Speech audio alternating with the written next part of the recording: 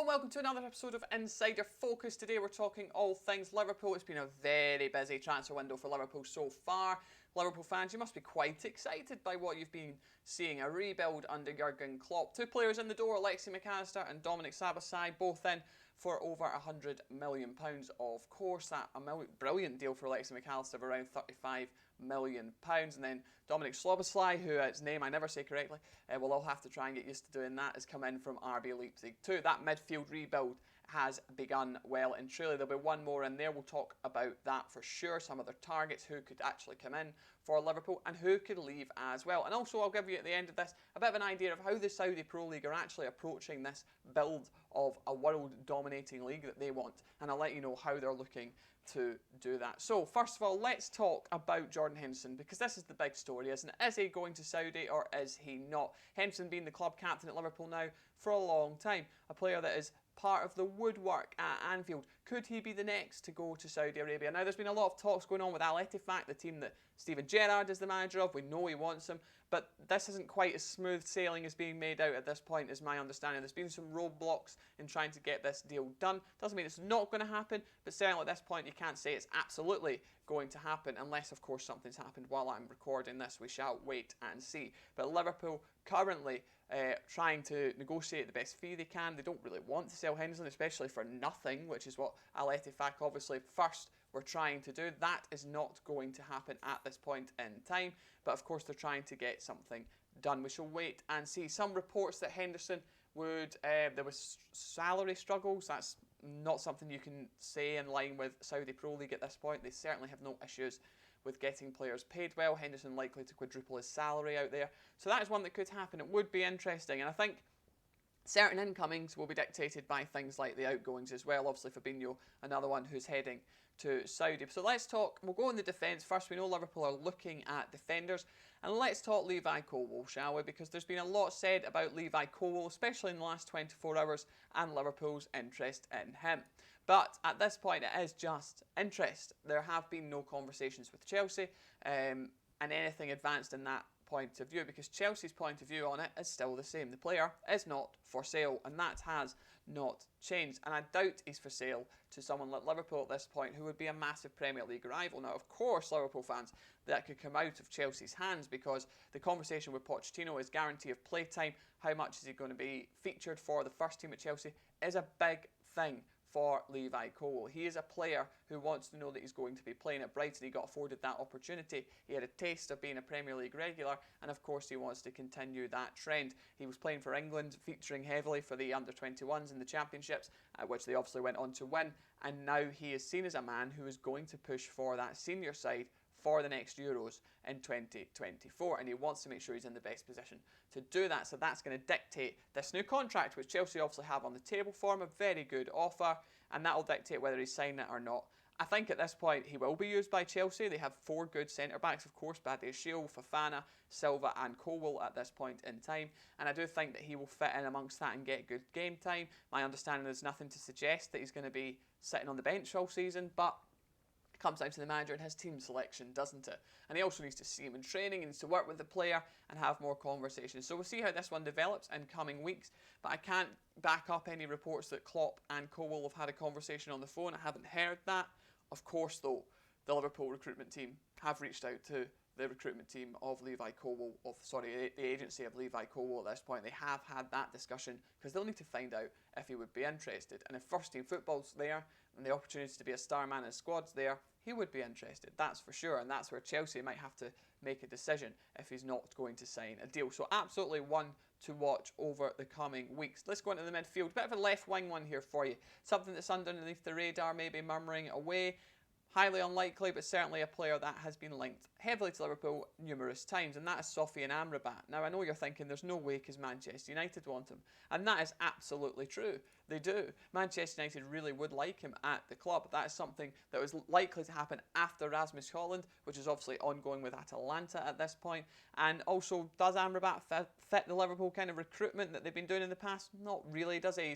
He's kind of over the age bracket they look at as well. Whether he would be fit into that Jurgen Klopp system's arguable. Certainly a player that's been discussed, we do know that, but not one high up on the list at this point. But an interesting player to bring into this conversation because he would allow maybe the likes of Szoboszlai and McAllister to do what they do best, really, and that is go box to box and move forward more. And they do need someone else in there. Perhaps, Liverpool fans, let me know your thoughts, to give that bit more guarded energy in the middle, to be that six, to be that sitter, to allow those other two to move forward. But of course Liverpool have a high octane, the rock and roll football system where everyone's asked to contribute a bit more, to be more pressing. Everyone presses, everyone moves. So maybe that's what rules Amrabat out of this at this stage, but certainly a player to keep an eye on, not for Liverpool but for others in the coming weeks for sure.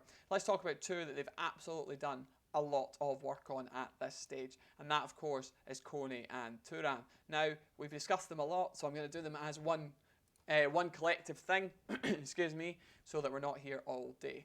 Now, Kone, there's been less work on than Turan. There's obviously the family connection. The father of the sporting director at Mönchengladbach is the son of the sporting director at Liverpool, and that of course means that family connection's there, and these things always help. Connections and relationships are key in transfers. They're key in getting things done because those relationships matter when it comes to doing these things. So it's almost like the deal's there if Liverpool want to go and get it, but Kone maybe not been as pursued as Turan has at this point. A player absolutely on the list, a player that Liverpool have looked at is Kone, but Turan has had far more due diligence done on him at this point by Liverpool, and that is a deal waiting to happen if they want to do it. Certainly a player who would be keen to move to Liverpool, who said yes to proposals put forward to him by the Liverpool recruitment team, and who Nice are almost expecting bids for this summer. They're expecting that he could be out the door this summer. They themselves have been looking at other midfield options in case they lose Turan, because the likelihood is high. And I think this is one that could happen in the next couple of weeks. I think it's dependent on the player sales yet again. And of course, that could dictate another player coming in, and that is Romeo Lavia. Now, we've spoken a lot about Romeo Lavia, haven't we? And people are probably bored of hearing his name at this point in time. Now, Liverpool do like Romeo Lavia. That's obviously not new news for you. He's a player that Liverpool have looked at a lot. A player that Liverpool have approached his agents and spoken to them and understood would he be interested. What's it looking like for him this summer?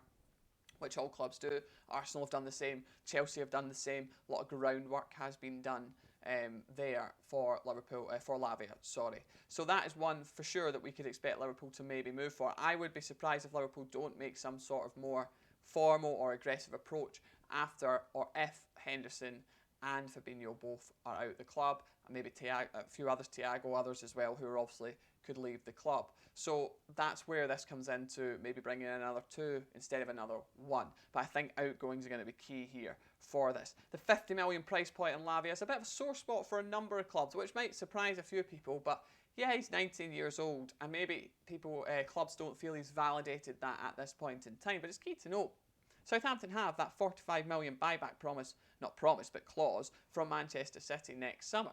And they're only playing around that ballpark, which is probably what you would expect. Manchester City thought about and discussed, we understand, a potential approach this summer, but that now looks very unlikely, and they have that option in 2024 if they want it. So Southampton were always going to stick around that valuation this summer. I don't think anyone can be surprised by that at this point, but maybe that's what's putting the likes of Liverpool off, who are not going to spend huge amounts on another player like they did with Szoboszlai at that 70 million mark. I would be surprised if you see them spend 45 upwards at this point on anyone.